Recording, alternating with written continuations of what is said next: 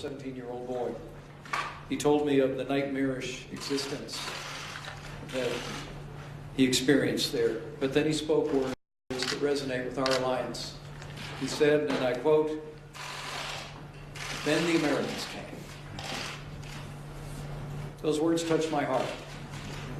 And they speak volumes about the history and importance of the North Atlantic Alliance and of NATO, more of which I'll address momentarily.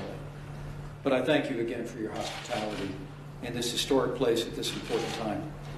I was also grateful today to meet with the leadership of the European Union. On behalf of President Trump, I expressed the commitment of the United States to continued cooperation and partnership with the EU. While we have our differences on some issues, I reiterated this point in all of my meetings with the EU leadership and appreciated the cordial and substantive discussions that we had. But on Saturday, as the Secretary General mentioned at the Munich Security Conference, I brought a message from President Trump. The message is the same one I bring to you today. It's my privilege here at the NATO headquarters to express the strong support of President Trump and the United States of America for NATO and our transatlantic alliance. The United States has been a proud and faithful member of NATO since its founding in 1949. This alliance plays a crucial role in promoting peace and prosperity in the North Atlantic and, frankly, in the entire world. The United States' commitment to NATO is clear. As we speak, President Trump and our administration are developing plans to ensure that the strongest military in the world, in the United States, becomes stronger still. Let me assure you, Mr. Secretary, that in the United States, we're about the process of strengthening our military, restoring the arsenal of democracy. Working with members of Congress, we intend to increase military funding to make it possible for us to provide for the common defense for the people of the United States, but also meet the obligations that we have with our treaty allies, including in this historic treaty. America, therefore, I can say with confidence, America will do our part. But Europe's defense requires Europe's commitment as much as ours. At the Wales Summit in 2014, all 28 members of the NATO alliance declared their intention to move towards a minimum security investment of 2% of their gross domestic product on defense within a decade.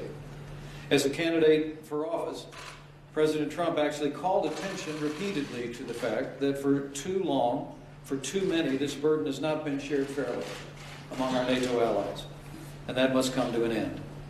At this moment, the United States and only 4 other NATO members meet this basic standard. And while we commend the few nations that are on track and have met the obligation, the truth is that many others, including some of our largest allies, still lack a clear and credible path to meet this minimum goal. So let me say again what I said this last weekend in Munich. The President of the United States and the American people expect our allies to keep their word and to do more in our common defense. And the President expects real progress by the end of 2017. As Secretary of Defense James Mattis said here in Belgium just a few short days ago, if you're a nation that meets the 2% target, we need your help, encouraging other nations to do likewise. If you have a plan to get there, as he said, our alliance needs you to accelerate it. And if you don't yet have a plan, these are my words, not his, get one. It is time for actions, not words. And let me thank specifically the Secretary General for your outspoken leadership on this issue. As you and I discussed privately, and you've discussed with the President, the world needs NATO's strength and leadership now more than ever before. And we are grateful, Mr. Secretary General, that you join us in calling for immediate and steady progress on all of our NATO allies' commitment to our common defense. The truth is, the rise of adversaries new and old demands a strong response from this alliance. In the East, NATO has embarked on improvement in its deterrent posture by stationing 4 combat-ready multinational battalions in Poland and the Baltic states. And as I assured the Secretary General in our meeting today, in the wake of Russian efforts to redraw international borders by force, the United States will continue its leadership role in the Enhanced Forward Presence Initiative and other critical joint actions. With regard to Ukraine, as I said before, our alliance will continue to hold Russia accountable and demand that they honor the Minsk agreements, beginning with de-escalating violence in eastern Ukraine. For the sake of peace and for the sake of innocent human lives, We urge both sides to abide by the ceasefire that began today, and we pray for peace in Ukraine. Be assured, the United States as well will continue to hold Russia accountable, even as we search for new common ground which President Trump firmly believes can be found. As I said in Munich, though, NATO's continued leadership is also necessary in the fight against radical Islamic terrorism. This, another item that, as a candidate for office, President Trump first raised. As a candidate a year ago, he called on NATO to evolve by expanding counterterrorism operations, and we're encouraged to see, under your leadership, NATO is in the process of doing just that. It's hard to speak of these issues in the abstract as I stand here in Brussels. Just now, almost a year ago, that 3 horrific suicide bombings occurred, 33 innocent victims, including 4 Americans, hundreds more injured. I just want to assure the people of Brussels and all the people of Europe that your pain is our pain, your loss is our loss. And it's precisely why the President believes it's essential that NATO continue on this new path of evolving and expanding its mission to be more effective in counterterrorism.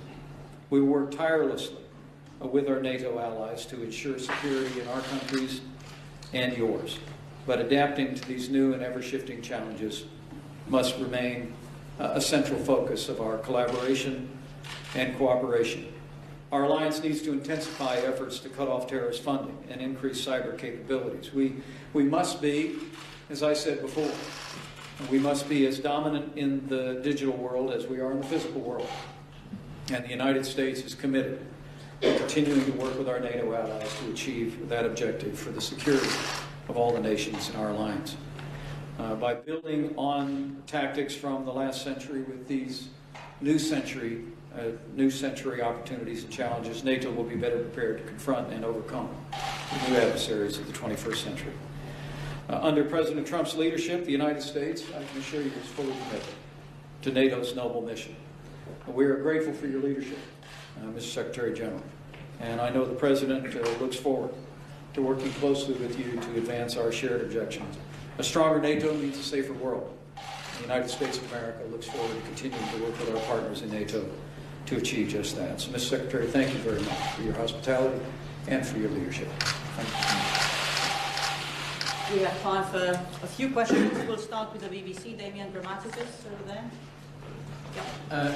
Vice President, you've given your assurances today here in Brussels to European leaders that the US is committed to working with Europe.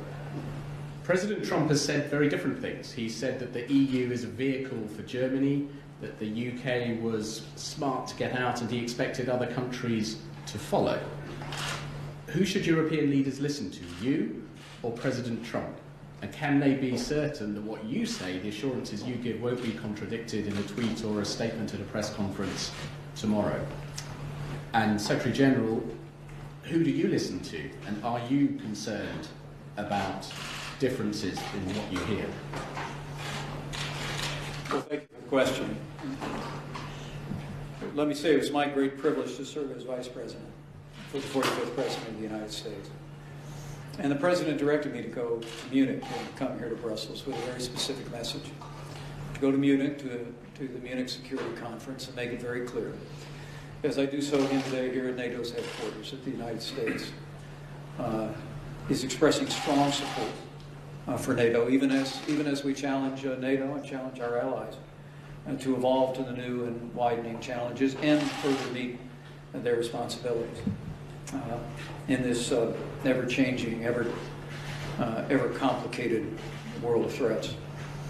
But with regard to the EU, the President also directed me to come here to Brussels. And I had the great privilege of meeting with leaders of the European Union throughout the morning and to express the desire of the United States to continue cooperation and partnership with the European Union. We respect the determination of the people of Great Britain as manifested in Brexit, and we respect the judgment of the peoples of Europe in the European Union. And as I said today, through many leaders, we look forward to working across the channel with all parties in the years ahead on behalf of peace and prosperity. I have heard exactly the same firm message from the President of the United States in 2 phone calls, from the Vice President in meetings today and in Munich, and from Secretary Mattis, Tillerson and Kelly. They have all conveyed the same message, that the United States is firmly committed to the transatlantic partnership and have an unwavering support for the NATO alliance. And I welcome that very much. Both the very clear statements from all the leaders in the new administration, but also the fact that this is not only something we see in words, but we also see it in deeds. For the first time in many years, we see an increase of US military presence in Europe. And we are deploying new battle groups. The US is deploying a new brigade. And we see on the ground more US presence in Europe. So this is a commitment in words, but also in deeds.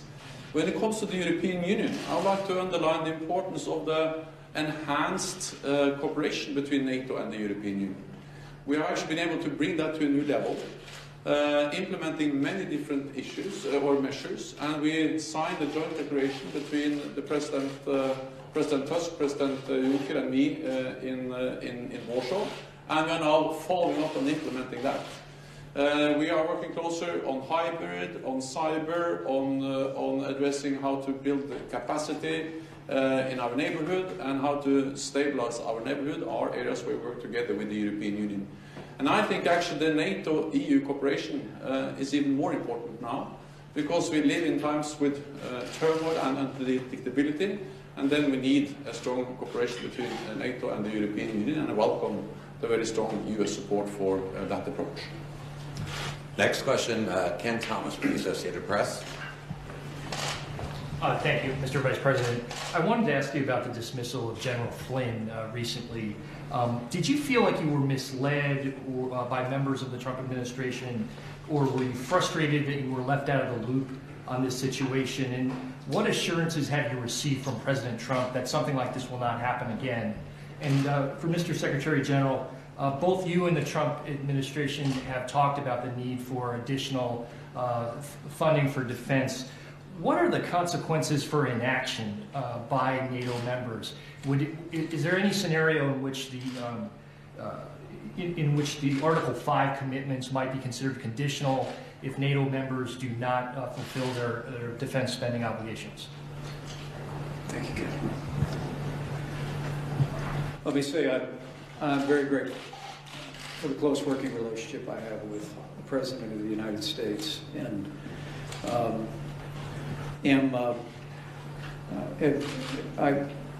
would tell you that I was disappointed to learn that the facts that have been conveyed to me by General Flynn were inaccurate.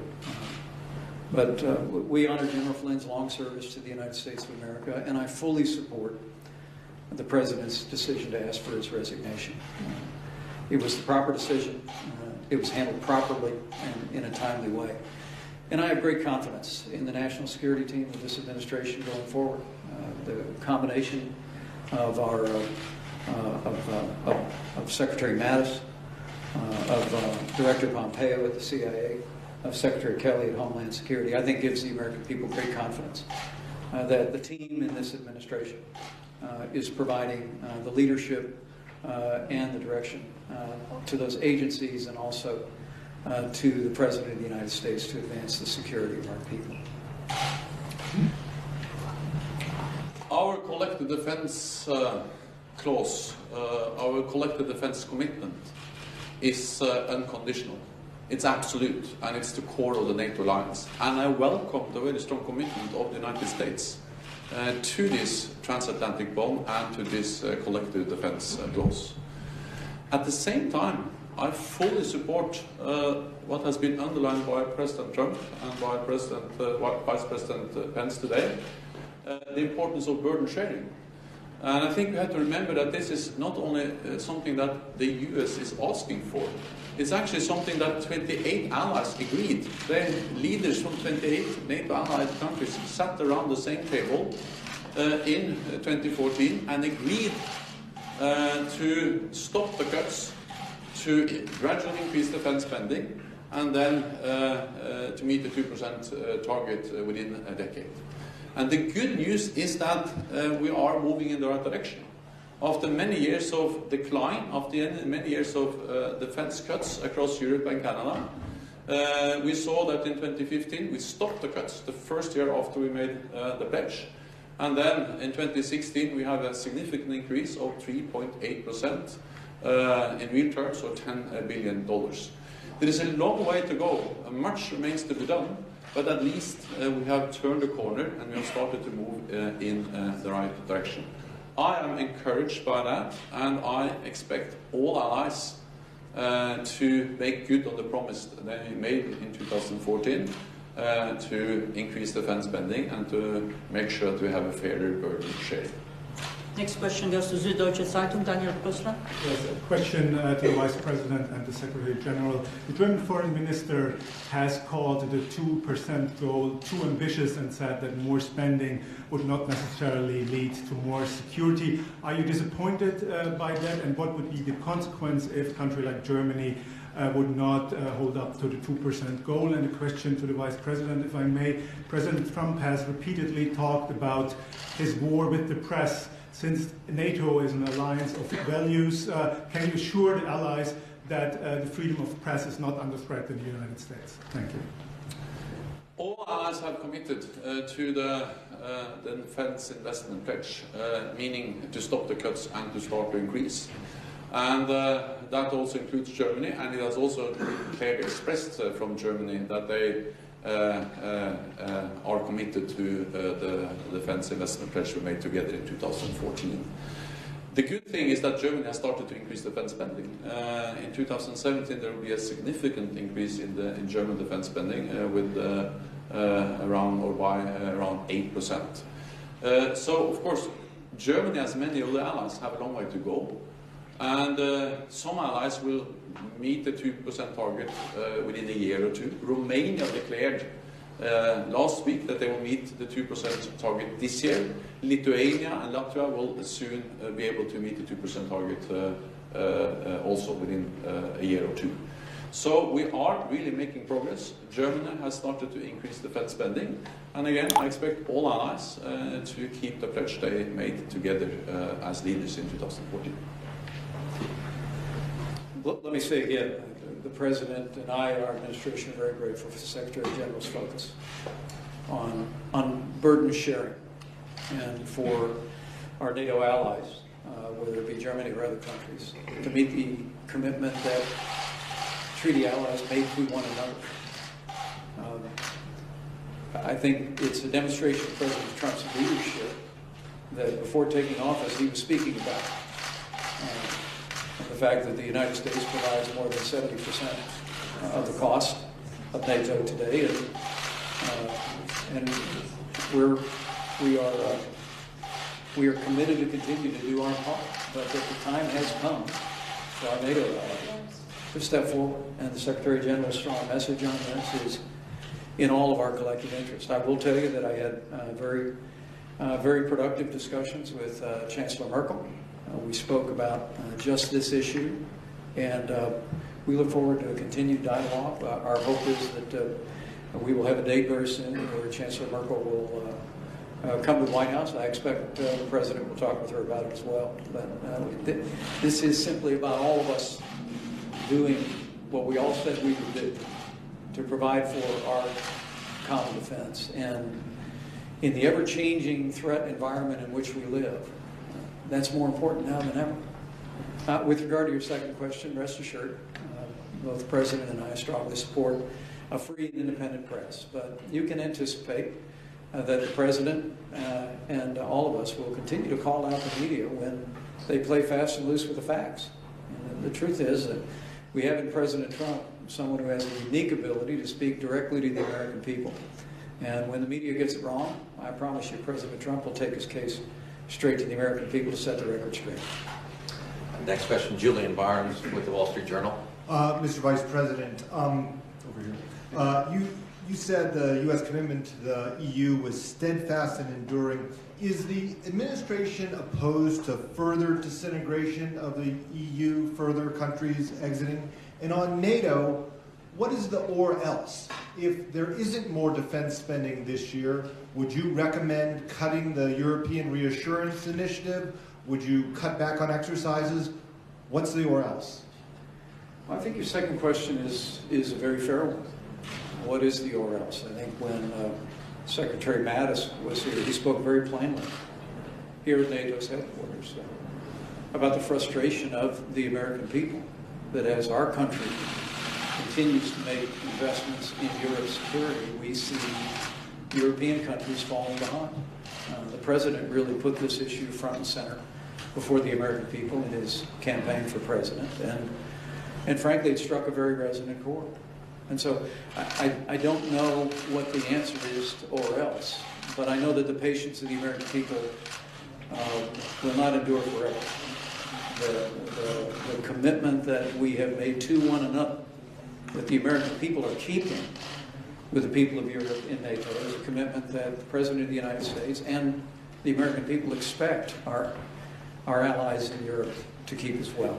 And but failing that, questions about the future, we'll just leave in the future as hypotheticals. But I have to tell you, the Secretary General's strong leadership, having made the issue of burden sharing his top priority, having a partnership with so many countries across NATO who, in my meetings over this weekend, have expressed a desire to step forward and keep their word. I'm very encouraged about the progress. But what you see happening here is, in a very real sense, the result of American leadership. In President Trump, we have a president who is stepping forward.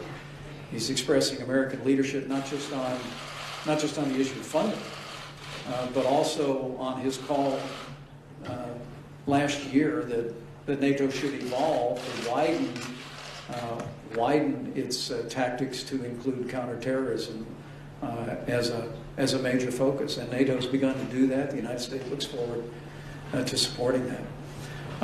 With regard to the European Union, my message very simply was that the United States is committed to continuing our partnership with the European Union. And I wanted to make that very clear. We understand the relationship between our economies. We understand the deep heritage of member states in the European Union with people in the United States of America. Looking for ways that we could reassure this weekend leaders of the European Union of our commitment to ongoing cooperation and maintaining that partnership in the years ahead. It's hopefully a resonant message that came through, and it's my great privilege to be here to deliver it. Let me just add that the focus of the alliance is on how can we make sure that we succeed in delivering on what we agreed about fair burden sharing and increased defense spending. And therefore, I will not speculate so much about or else, what will happen if we don't succeed. But we heard a very firm and clear message from the United States. We have heard it from the President, we heard it from the Vice President, and from Secretary Mattis at the Defense Ministerial meeting. So I think that just underlines the importance of making sure that we move, that we succeed in increasing defense spending across Europe and Canada. And the good thing is that we have started. 3.8% real increase in 2016 is a significant step, but it's only one step in the right direction. We need much more. Let me also add that we need both to spend more, but we also need to spend better. So the focus of the alliance, the focus of the defense ministers, but also in our cooperation with the European Union, is how can we increase efficiency, how can we develop cooperation, how can we make sure that we address the fragmentation of especially the European defense industry, so we can reduce costs and get more out of the money we invest in our defense.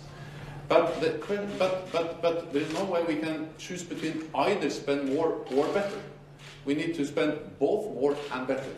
So what we committed in 2014 was not either to spend more or to spend better, but it was to spend 2% of GDP in a better way, and we are realizing both things, and we are moving forward on both tracks. Thank you very much. This concludes this press point. Thank you.